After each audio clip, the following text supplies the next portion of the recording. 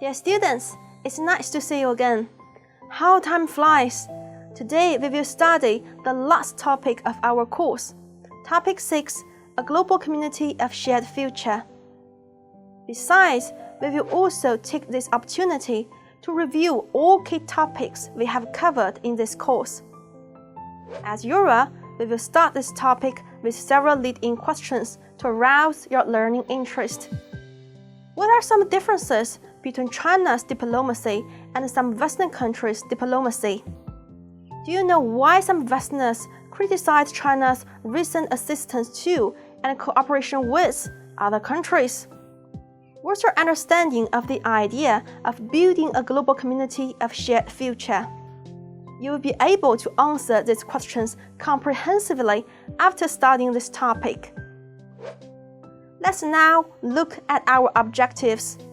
Upon completion of learning this topic, you will be able to explain the two kinds of diplomacy, harmony versus hegemony. Find out why some Westerners criticize and misinterpret the Belt and Road Initiative.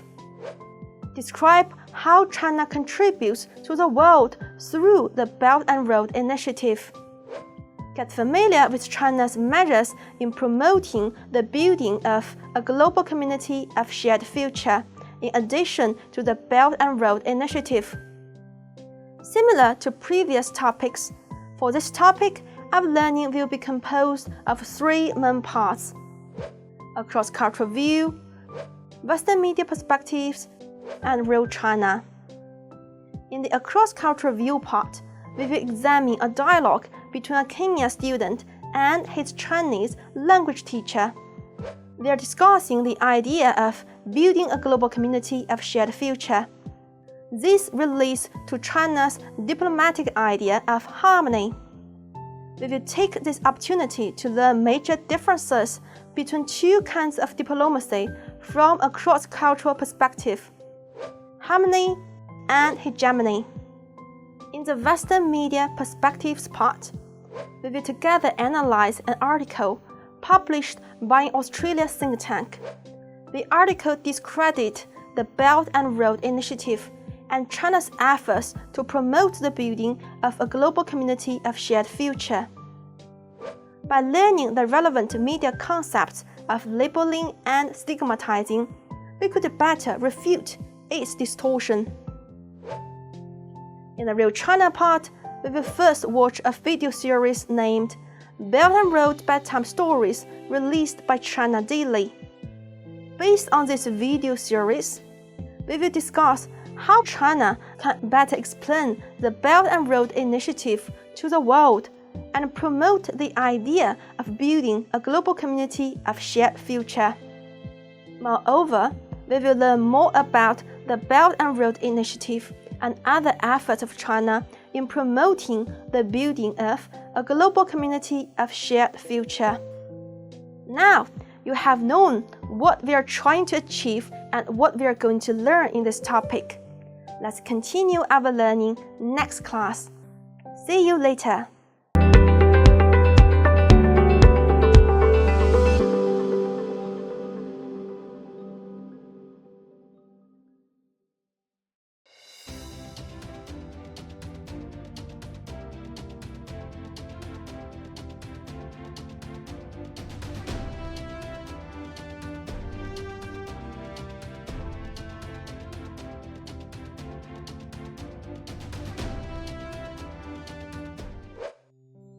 Hi everybody, welcome to this lecture. We are now at the University of Nairobi in Kenya. Look, the Kenyan student Kipsong is talking with his Chinese language teacher Ma Lili. Let's find out what they are talking about. While you are watching the scenario, please think about the following questions. What is the initiative behind China's assistance to Kenya in the construction of the Mombasa-Nairobi Railway? And why does Kipsong say, "I think it's an economic pie rather than a debt trap"? Miss Ma, may I ask you a question? What does the Chinese character shu mean? Sure. It is composed of ru, meaning as if, and shin, meaning heart. So shu generally means that one should take the perspectives of others with kindness and compassion. Got it. It means we should have empathy for others. Thank you, Miss Ma. Chinese culture is fascinating. Definitely. You know, China has always been practicing the spirit of shu. The proposal of building a global community of shared future is a recent example. Building a global community of shared future? Could you explain it a bit more? Well, you must be familiar with the Mombasa-Nairobi Railway, right? It is built with the assistance of China. Of course I know it. It saves me about 10 hours to get to this city from home. Yes, that's it. The railway indicates China's effort to promote common prosperity in the world through building a global community of shared future. But Miss Ma, I've heard there is some skepticism and criticism about China's assistance to Africa, like the debt trap rumor. What do you think? Actually, I think it's an economic pie rather than a debt trap. Dear class, after watching the scenario, do you know what is the initiative behind China's assistance to Kenya in the construction of the Mombasa-Nairobi Railway? You're right. It's the Belt and Road Initiative. The Belt and Road Initiative is a typical example of building a global community of shared future. Based on the dialogue, we could say that the Mombasa-Nairobi Railway has made significant contributions to local development. It has brought great convenience to local residents. For example, the railway saves Cape Town about 10 hours to get to Nairobi from home. However, some Westerners criticized China's assistance to Africa and spread debt trap rumors. Cape Town says he thinks it's an economic pie rather than a debt trap. Do you agree with his idea?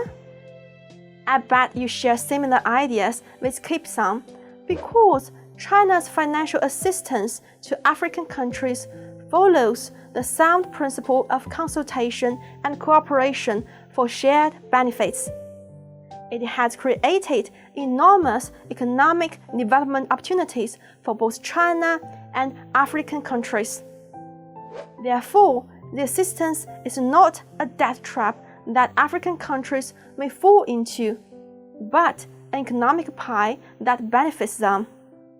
Now, let's dig deeper into the scenario.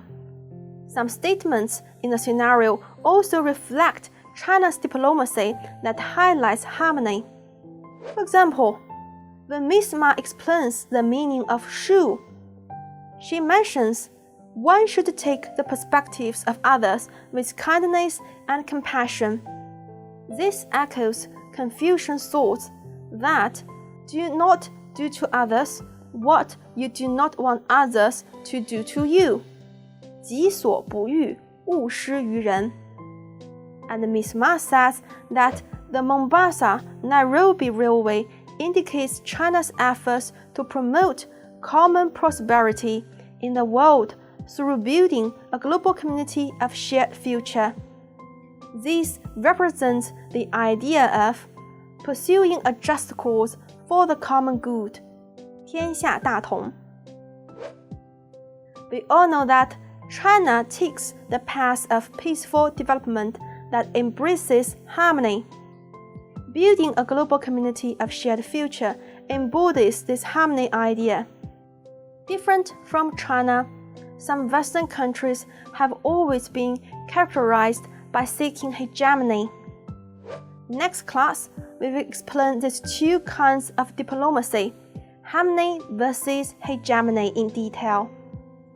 See you soon!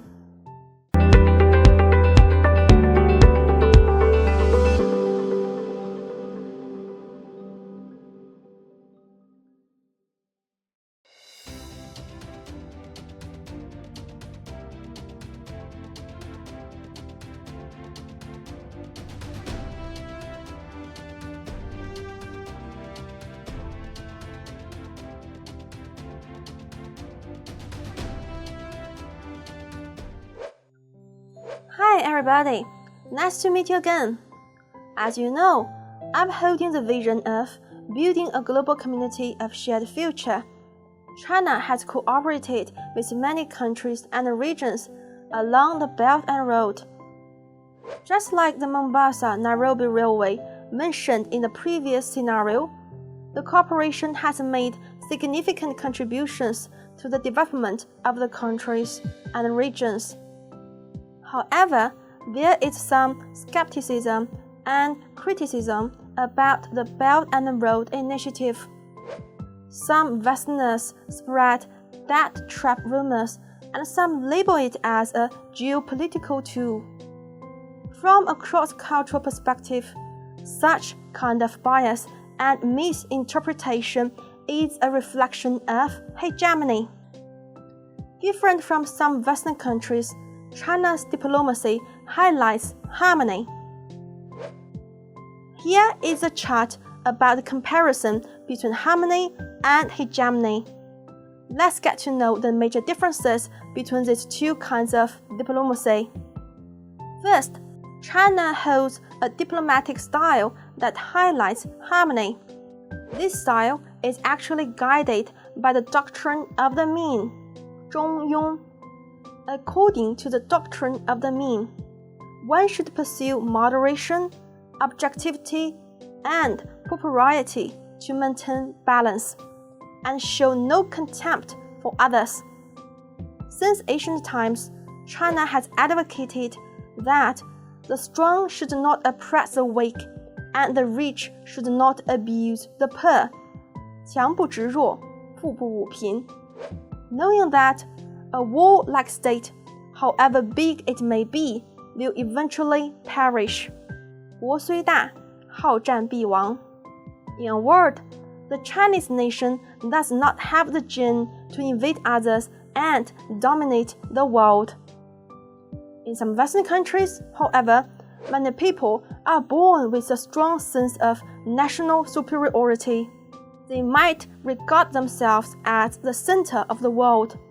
This often leads to pride, vanity, and contempt for outsiders. Taking America as an example, influenced by its immigration and colonial history, American culture tends to be aggressive, exclusive, and self-centered. Besides, it took less than 200 years for America to become a superpower, which also increased American people's sense of superiority. Thus, many Americans regard their values as universal values, and think that America is the center of the world. Second, China prioritizes the value of righteousness. So China seeks win-win cooperation with other countries. The Belt and Road Initiative is a case in point. Put forward by China, the initiative brings many development opportunities to both China and the other participants.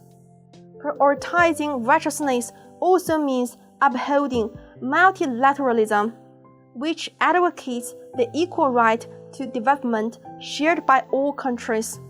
For example, China had set up a number of global and regional platforms for multilateral dialogue and cooperation in political, economic, cultural, and other fields, including the Forum on China-Africa Cooperation and the Bo'ao Forum for Asia, etc. These platforms encourage countries to work together to establish common interests. By contrast, some Western powers have traditionally prioritized profit rather than righteousness in their international relations. Deeply influenced by the law of the jungle, people would do whatever is necessary to survive or succeed. So, zero-sum competition is dominant, and the implementation of unilateralism is inevitable.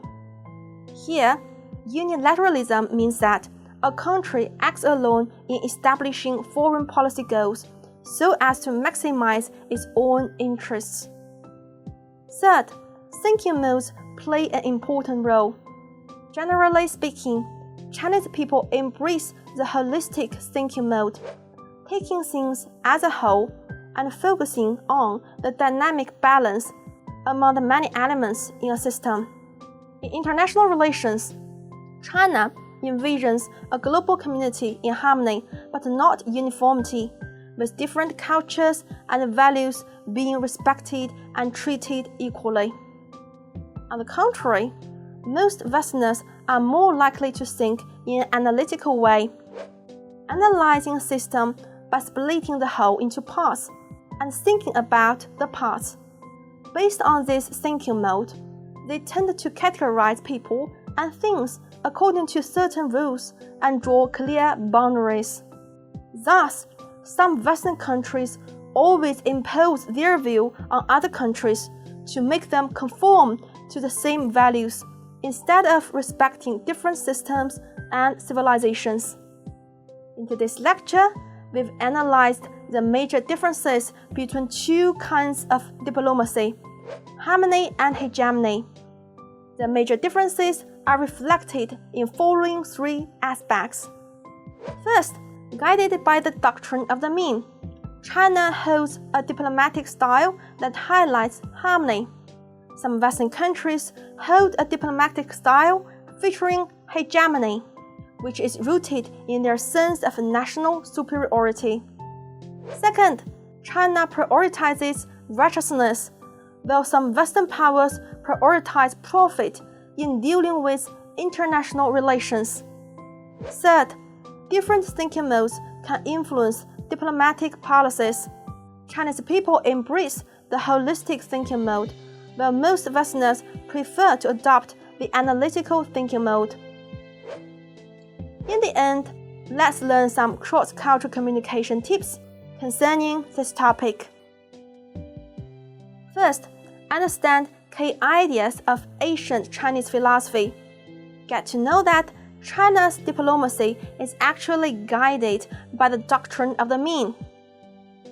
Second, keep an eye on aggressive, exclusive, and self-centered idea. Get to know that many Americans regard their values as universal values and think that America is the center of the world. Third, value the idea of multilateralism in international relations. Get to know that China has set up a number of global and regional platforms for multilateral dialogue and cooperation in political, economic, cultural, and other fields. Fourth, make it clear that China will never seek hegemony or expansion. Get to know that China's pursuit of harmony comes from a profound understanding of the general trend of the world development. That's all for this lecture. Bye.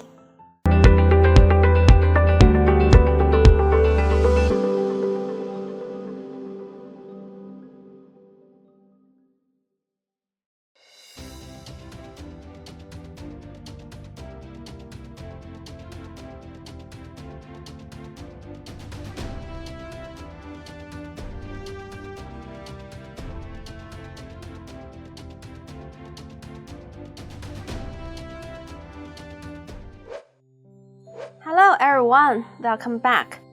Last class, we have identified key differences between two kinds of diplomacy, harmony and hegemony. As we all know, the Belt and Road Initiative is a typical example that shows China's pursuit of global harmony. It embodies the idea of building a global community of shared future and brings benefits to all parties involved. However, the Belt and Road Initiative is absurdly criticized by some Westerners. For example, the Lowy Institute, an Australian think tank, once published an article titled "Belt and Road: Colonialism with Chinese Characteristics" to discredit China's efforts to promote the building of a global community of shared future. In the following Western media perspectives part, we will examine this article and learn relevant media knowledge to refute it in a targeted way. Here are some excerpts from the article. The Lowy Institute's article uses negative terms such as neo-colonialist project and neo-colonialism to throw mud at China's cooperation with the Belt and Road countries. According to the Oxford English Dictionary, neo-colonialism refers to the use of economic, political, cultural, or other pressures to control or influence another country, especially the retention of such influence over a developing country by a former colonial power. Neo-colonialism is different from colonialism because neo-colonialism involves indirect methods to control a territory and its indigenous people, while colonialism mainly relies on direct control. The indirect methods of neo-colonialism include financial aid, multinational business corporations, soft power, etc. In fact, it is unfair, biased, and groundless to interpret the Belt and Road Initiative as a neo-colonialist project. Do you know why? First, the perspective of the article is wrong because it takes a prejudiced attitude and judges the initiative from the perspectives and experience of some Western countries, which turn to hegemony to achieve their development goals. It is absurd to directly apply their experience to China, since history has repeatedly proved that China has never pursued and will never pursue hegemony. Instead, China always aims to seek peaceful development and mutual benefits. The Belt and Road Initiative is China's concrete effort to achieve the goal and improve the well-being of the people across the world. Second, China has never forced any country to join the initiative. The initiative upholds the principles of extensive consultation, joint contribution, and shared benefits. All participants have joined the initiative voluntarily and willingly because they deeply know that the initiative will bring great development opportunities to them in terms of finance, trade, infrastructure, etc. What's more, China has always tried to align the BRI with local development strategies so that related programs can better serve the needs of China's BRI partners. Thus, the so-called neo-colonialism makes no sense at all. Third, the Belt and Road Initiative is not a neo-colonialist tool, but creates a win-win situation. It is beneficial for both Africa and China. For Africa, it creates right conditions to achieve sustainable development. The initiative brings much-needed funds, technologies, expertise, as well as large-scale infrastructure projects to Africa, boosting long-term industrial development there. For China, the investments in Africa help Chinese enterprises to explore new overseas markets and seek new growth patterns. Due to the above reasons, the article published by the Lowy Institute is a false interpretation of the initiative and is absolutely wrong. Instead of being a neo-colonialist tool, the Belt and Road Initiative actually features peaceful development. First, the goals of the initiative meet the common interests of all the participants. The initiative aims to build a global community of shared future through extensive consultation and joint contribution. This is consistent with the common aspiration of all the participants. The idea of building a global community of shared future is in harmony with the need for global economic development and the future progress of world civilizations.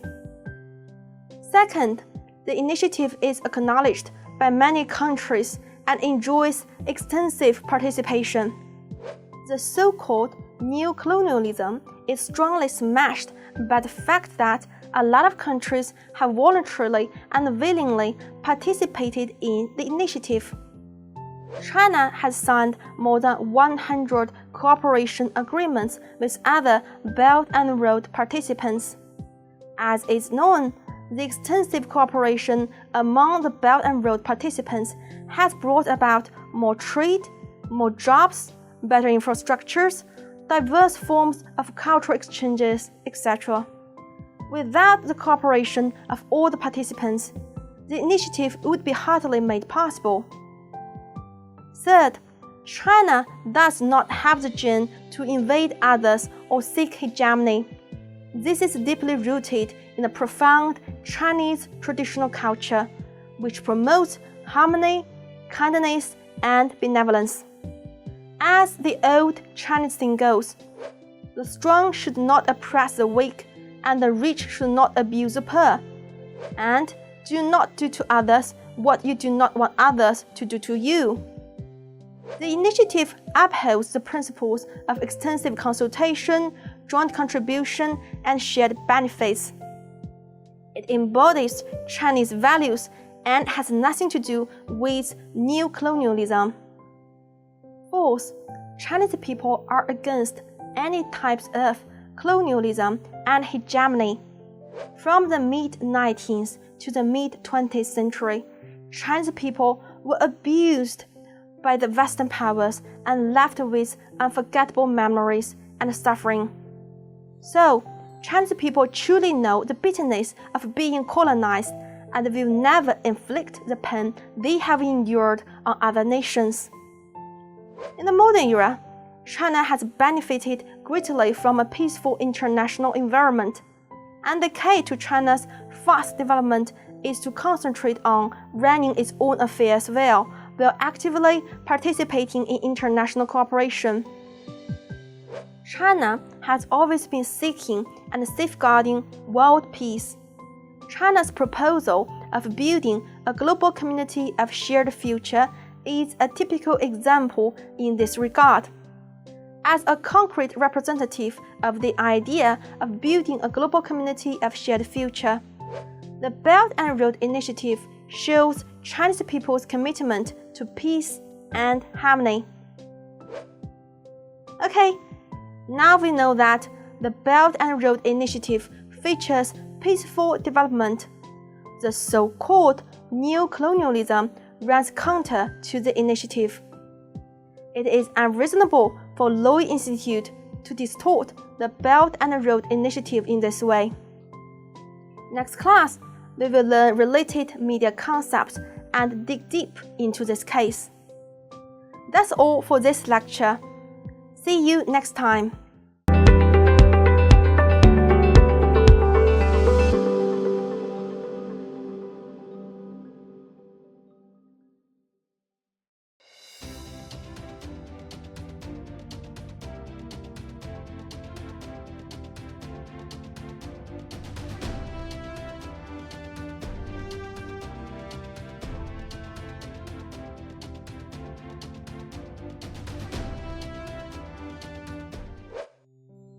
Hello everyone, welcome to this lecture.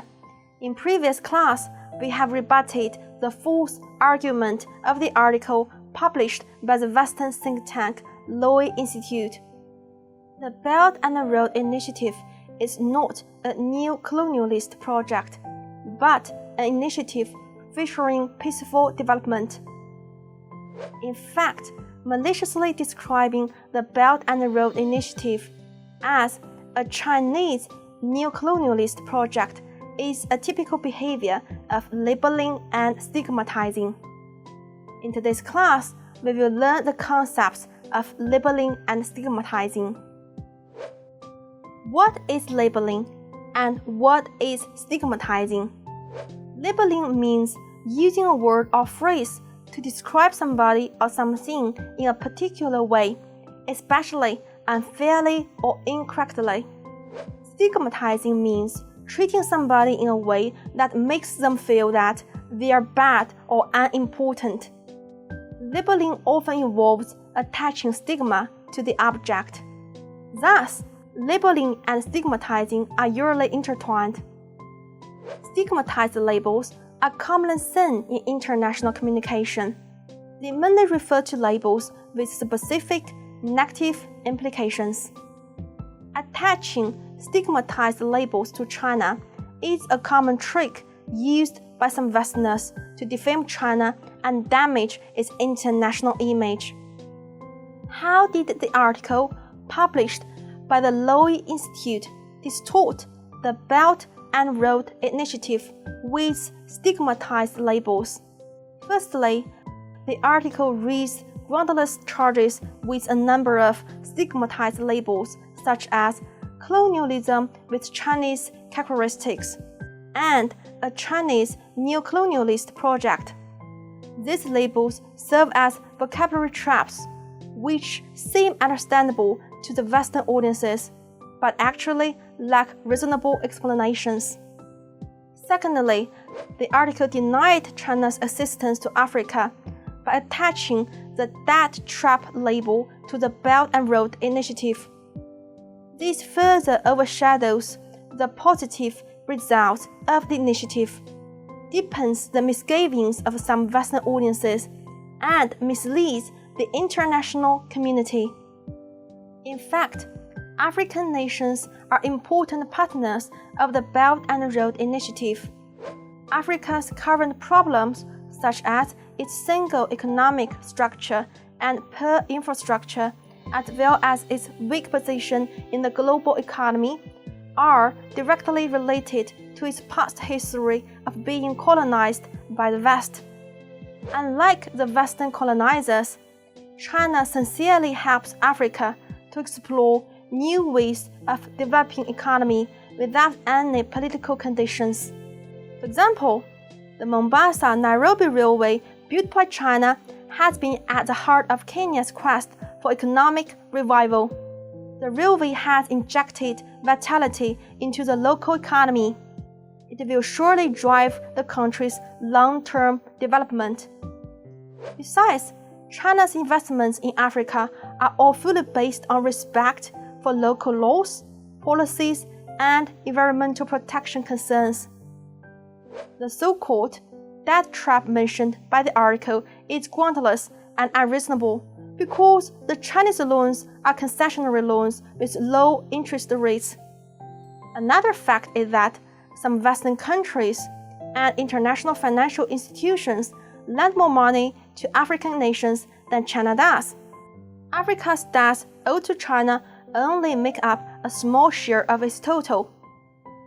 In a word, the relationship between China and Africa features equality and win-win cooperation for mutual benefits and common development. Why are there such stigmatized labels attached to the Belt and Road Initiative?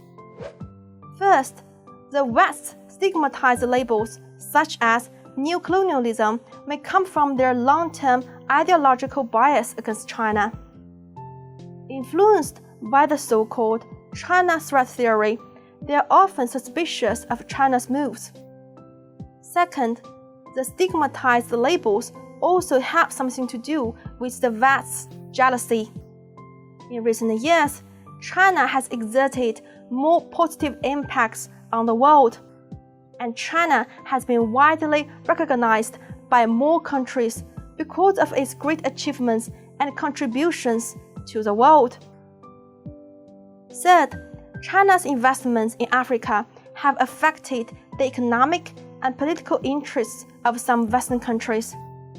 Under the Belt and Road Initiative's framework, Chinese companies have participated in many critical infrastructure projects in Africa. This will help the African countries to end their development dependency on Western and other foreign powers. What are the potential consequences of the stigmatized labels? First of all, they result in unfair treatment of the stigmatized group. Due to these labels, Chinese people may be distrusted and discriminated in international communication. Worse still, the negative impression of China brought by the stigmatized labels is hard to change and can be reinforced with continuous biased and false media reports. Besides, the labels exert a very bad influence on the international community and may give rise to estrangement and even hostility between China and other countries, hindering possible coordination and cooperation. Coordination and cooperation are key to maintaining world peace and harmony. One more possible consequence may be that when the public find out the truth, then the credibility of those who exercise such labeling and stigmatizing tricks will be undermined. Therefore, the Belt and Road Initiative shouldn't be labeled as a Chinese neo-colonialist project. The goal of the initiative meets the common interests of the involved countries. Distorting China and the initiative with unfair, biased, and stigmatized labels severely damages China's international image, misleads the international community, and impedes the building of a global community of shared future. In today's lecture, we've got to know that some Westerners deliberately stigmatized the Belt and Road Initiative and maliciously labeled the initiative as a Chinese neo-colonialist project. Such stigmatized labels attached to the initiative are absolutely wrong. By learning the media concepts of labeling and stigmatizing, we managed to better deconstruct and disprove the neo-colonialism accusation. Specifically, we've addressed the following key questions. What is labeling and what is stigmatizing? How did the article published by the Lowy Institute distort the Belt and Road Initiative with stigmatized labels? Why are there such stigmatized labels attached to the initiative? And what are the potential consequences of the stigmatized labels? Before ending this lecture, let's quickly review the major knowledge points we have covered. Labeling means using a word or phrase to describe somebody or something in a particular way, especially unfairly or incorrectly. Stigmatizing means treating somebody in a way that makes them feel that they are bad or unimportant. Labeling often involves attaching stigma to the object. Thus, labeling and stigmatizing are usually intertwined. Attaching stigmatized labels to China is a common trick used by some Westerners to defame China and damage its international image. These labels might mislead the international community and impede the building of a global community of shared future. The West's stigmatized labels may come from their long-term ideological bias against China. Influenced by the so-called China threat theory, they're often suspicious of China's moves. Stigmatized labels often serve as vocabulary traps, which seem understandable to the targeted audiences but actually lack reasonable explanations. Labeling and stigmatizing have potential bad influences. Stigmatized labels could mislead the public, resulting in unfair treatment of the stigmatized group. They could also bring about estrangement and hostility between the public and the labeled group, hindering possible coordination and cooperation. The negative impression brought by labeling and stigmatizing is usually hard to change and can be reinforced with continuous biased and false media reports. When the public find out the truth, the credibility of those who exercise stigmatized labels could also be undermined. After this lecture, I hope you can improve your media literacy in this regard. You may be more able to identify and refute unreasonable labels attached to China by the West. Next class, we will move on to the last part of this topic, Real China. We will learn more about the Belt and Road Initiative and building a global community of shared future. That's all for this lecture. See you soon.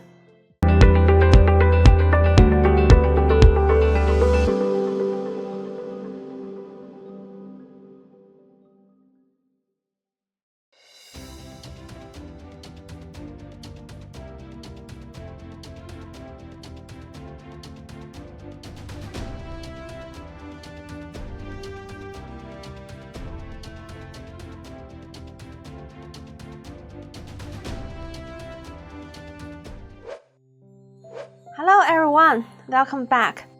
The Belt and Road Initiative benefits both China and all the other countries involved.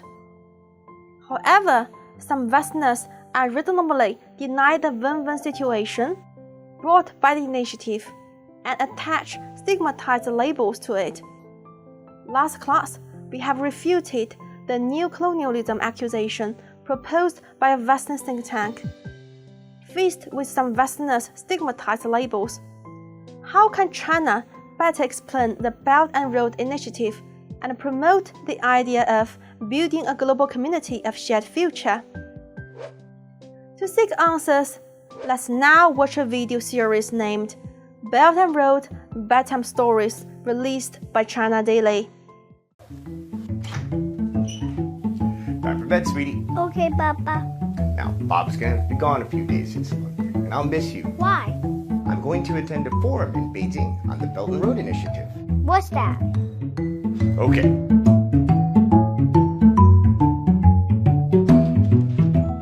Once upon a time, several routes led from China through Central Asia to Europe. It was called the Silk Road. People would put things on camels and cross the desert to trade with other people. Like countries sharing? Yeah, and then later, ships traveled from China through Southeast Asia to Africa. And they'd bring things back to China like giraffes. Is that how the Beijing Zoo got giraffes? No, that was a long time ago. What's that have to do with the forum? Well, a few years ago, China's president Xi Jinping proposed making new routes like the old routes, but even bigger. It's called the Belt and Road Initiative. More stuff can move around the world more easily, and people can travel more easily and build things countries need. That's good, Papa. So this forum is a chance to tell the world about the Belt and Road, like I'm telling you. Lots of countries' leaders will be there. They'll talk, and we'll learn more about its future. About how countries will use camels to carry stuff? No, they're building new things, like highways and railways and airports, and even pipelines and internet cables. So it's just about moving stuff around? That's a big part of it, but there's a lot more. What else? I'll tell you tomorrow, sweetie, okay? It's time for you to go to sleep. Love you. Good night. Good night. Hey, Lily. Time for bed. Oh, that's a great picture. You said the Belt and Road wasn't just about moving stuff from country to country. What do you mean? Okay, I'll tell you. It's not just about roads and rails and airports to move stuff. It's also about people and cooperation. What kind of cooperation? Lots of kinds. Countries make deals about buying and selling things. And they visit each other's countries and even go to each other's schools. Like how I'm American and I go to school in Beijing. A lot like that. But the United States hasn't joined the initiative. Is that because it's too far away? Actually, any country can join, anywhere. How? They make agreements with China and the other countries. But it's a Chinese initiative, right? It's China's idea, but it belongs to the world. What do you mean? Look, sweetie, it's time for you to get to sleep. I'll tell you tomorrow, okay? Okay.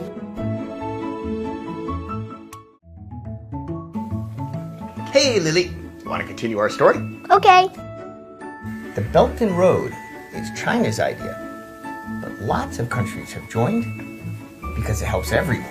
You want to go this? How many countries? Over 100 support it. and they've signed 50 agreements. That's a lot of countries. Yes, and they want to increase globalization. Globalization, what's that? That's where people from different parts of the world cooperate more. They buy and sell things to each other, and they visit and even live in each other's countries. Like we live in China? Exactly. Globalization is why you were born here. So why does globalization happen? It's good for people. We lead happier lives when we cooperate. That's why countries want to join the Belt and Road. And that's why they're holding a forum in Beijing so more people can understand it. I see. So the countries on the ancient road want to join? Yes, but not just them. Who else? Okay, kiddo. It's late. So I'll tell you tomorrow, okay? Okay, Baba, I'm finished.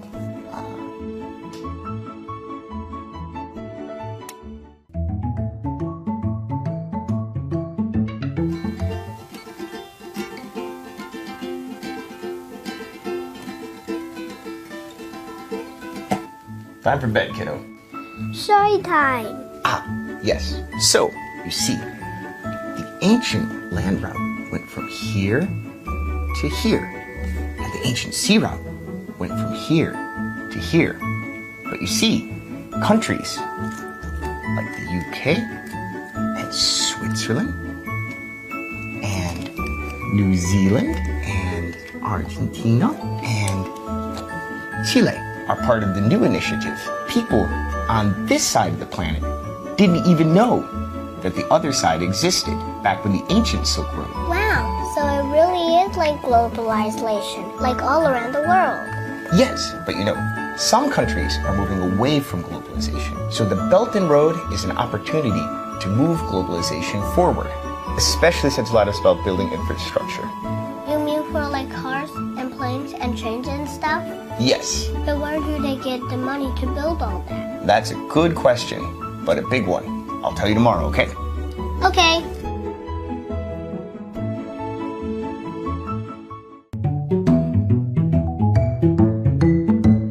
Hey, Lily. So, you remember your question last night about how they'll pay for the Belt and Road? Yes. So, it's kind of like your piggy bank. How? Okay. Who puts money in your piggy bank? Me. And who takes it out? Me. Anybody else? No. Right. But this is a bank where a lot of countries can put money in and take it out. And how do they get more money? The things they build in cooperation makes more. So, you have a piggy bank. The Belt and Road Initiative has created a big bank that everyone can put in and take out of. The money inside becomes more because they build new things that help all the countries make more money to share. That's a good idea. It is, but we have to let the world know why. That's why Bob is going to this forum. I hope other people understand like me. So do I. I really do. We'll spend extra time together after the forum, okay? Yay! Lights out, you two. Will you tell me stories about the Belt and Road after the forum, Peppa? Of course. In this 5-episode video series, an American father reads bedtime stories to his child, introducing the Belt and Road Initiative in a very simple and interesting way, and answering questions like, what's the Belt and Road Initiative? Where are the funds from? And what's the relationship between the Belt and Road Initiative and globalization? The video series explains the Belt and Road Initiative in the form of children's bedtime stories. Once released, it had attracted the attention of many Western audiences. The video series provides a good way of telling China's stories in international communication. Possible reasons for its success include: first, the video series uses a narrative tone to tell bedtime stories with colloquial expressions, which is quite simple and vivid. This way of telling stories greatly facilitates the understanding of the initiative by foreign audiences. If a child can understand what the initiative is, most adults won't have much difficulty understanding it. Second, the video series directly addresses foreign audiences' major concerns about the initiative through dialogue.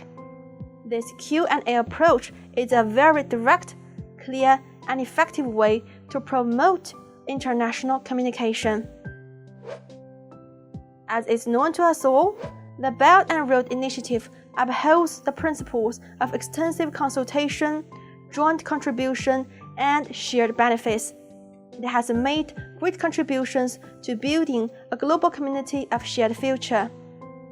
Just as the video mentions, although the Belt and Road Initiative is China's idea, it belongs to the world.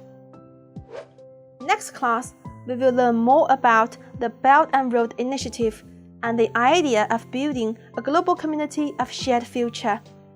See you soon!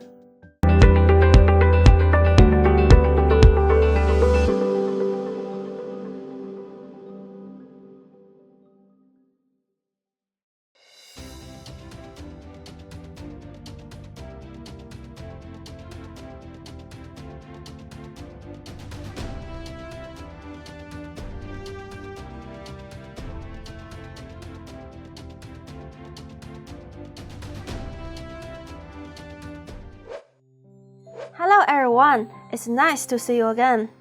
China's proposal to build a global community of shared future features universal harmony, cooperation, and mutual benefits. And it opposes hegemony, power politics, and the law of the jungle. More specifically, it advocates political trust, economic cooperation, and cultural diversity, settling disputes through dialogue and tackling global problems jointly. In order to better tell the stories of building a global community of shared future, we need to know more about the Belt and Road Initiative and other efforts of China. For example, how does China contribute to the world through the initiative? What other measures has China taken to promote the building of a global community of shared future? Let's look at the first question. How does China contribute to the world through the Belt and Road Initiative? As a solution pivotal to China's efforts to promote economic openness, free trade, and a rules-based multilateral trading system, the Belt and Road Initiative has gained growing global support since its launch in 2013. It has made great contributions to building a global community of shared future, mainly in 5 aspects. First, policy coordination. China has engaged in thorough communication and coordination with countries and international organizations participating in the Belt and Road Initiative. This move helps coordinate policies and promote mutual trust. As a result, more and more countries and international organizations have signed cooperation agreements based on the initiative. Second, infrastructure connectivity. China has made concerted efforts to support participants in building an all-round, multi-level, and composite infrastructure framework. The infrastructure framework includes highways, railways, ports, bridges, airports, pipelines, and information networks. It promotes the smooth flow and optimal allocation of capital, information, and resources among different regions. Third, unimpeded trade. China cooperates with many countries to improve trade infrastructure, modernize trade systems, and remove trade barriers.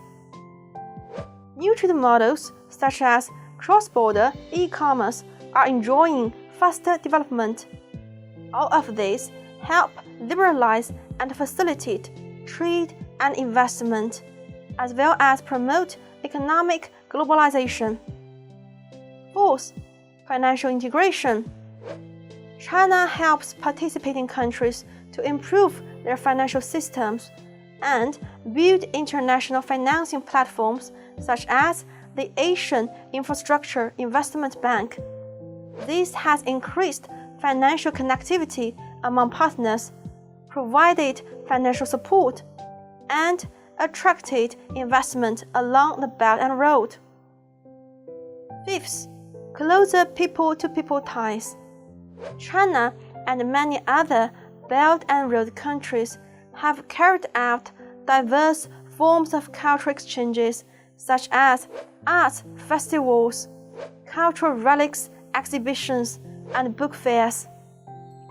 Scholarships are provided for students from Belt and Road countries to study in China, and science and technology training courses are also provided for them.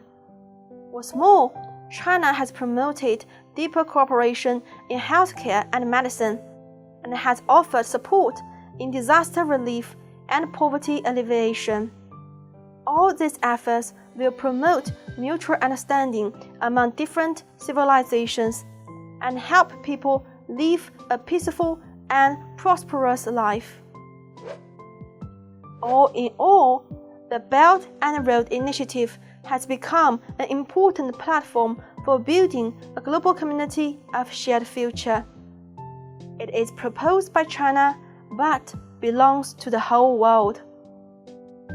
It offers an approach to reforming the current global governance system and binds together the Belt and Road participants to share a common future. Through the initiative, more and more countries have identified with the idea of building a global community of shared future. Then, in addition to the Belt and Road Initiative, what other measures has China taken to promote the building of a global community of shared future? We will take this opportunity to review what we have learned in previous classes. Nowadays, the interconnection between countries has reached an unprecedented level. Therefore, building a global community of shared future is of great importance for all human beings. In previous classes, we have covered 5 topics concerning this vision. Let's examine them one by one and see how China has made great contributions to the world. First, building a global community that respects cultural diversity. Diversity is a very important feature of human civilization. China strongly opposes ethnocentrism in cross-cultural communication and advocates cultural diversity, equality, and mutual understanding. All cultures, including Chinese traditional culture, are treasures of human civilization. China respects cultural differences, promotes various forms of cultural exchanges, and strives for harmonious coexistence and the flourishing of all cultures. Second, building a global community of shared future that is free from poverty.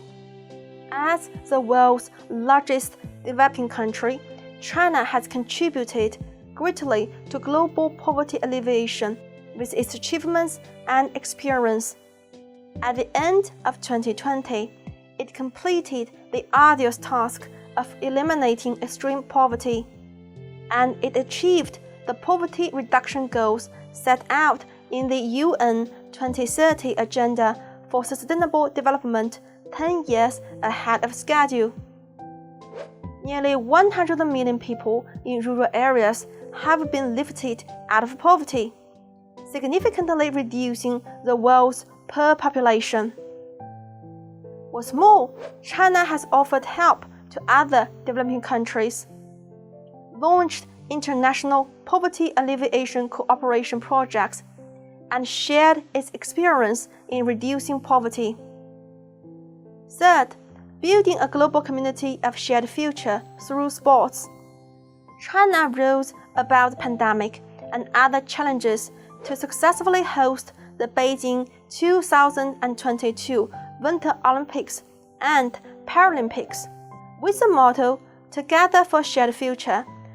The safe and splendid games drew wide attention from all around the world, showing Chinese people's pursuit of peace, unity, and progress.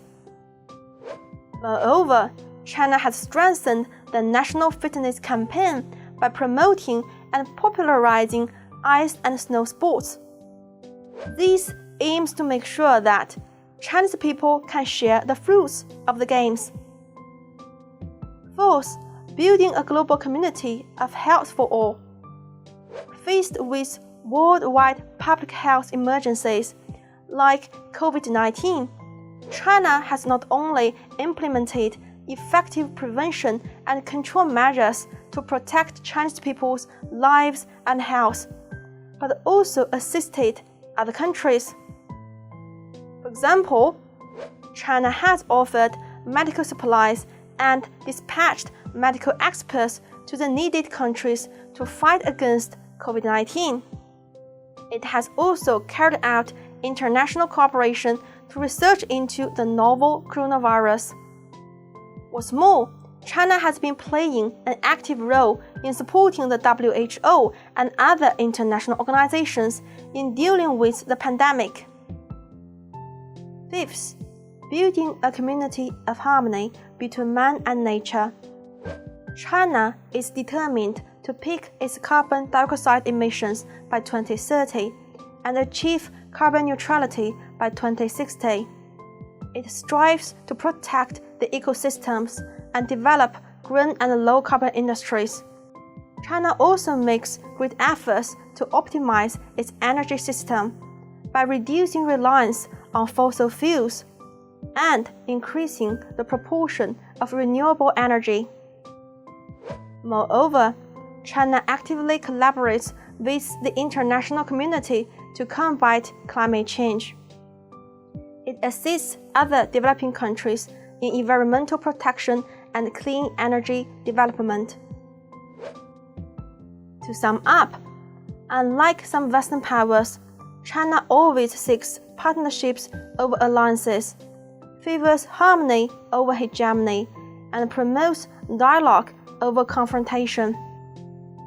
By building a global community of shared future, we are closer to an open, inclusive, and beautiful world that enjoys lasting peace, universal security, and common prosperity.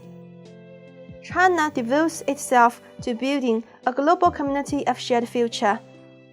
In today's lecture, we have learned about the major achievements of the Belt and Road Initiative in terms of policy coordination, infrastructure connectivity, unimpeded trade, financial integration, and closer people-to-people ties. Besides, we have also got a clear idea of other measures adopted by China in promoting the building of a global community of shared future. Now, let's go over the key knowledge points of today's lecture.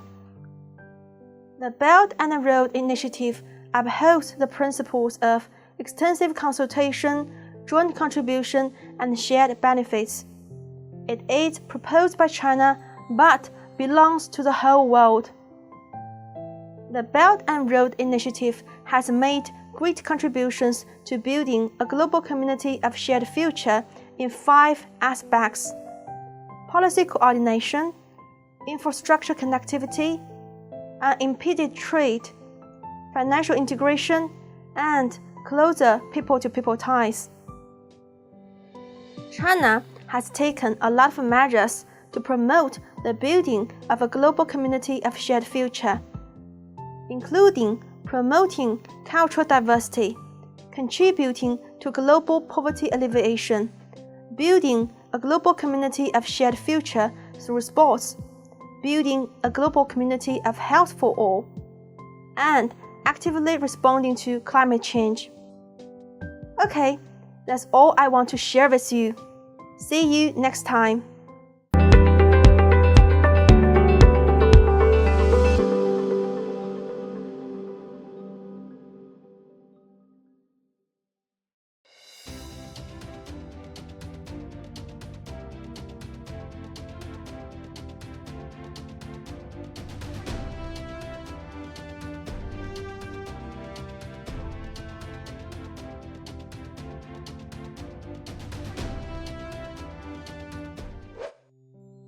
Dear students, we have now finished the learning of Topic 6, a global community of shared future.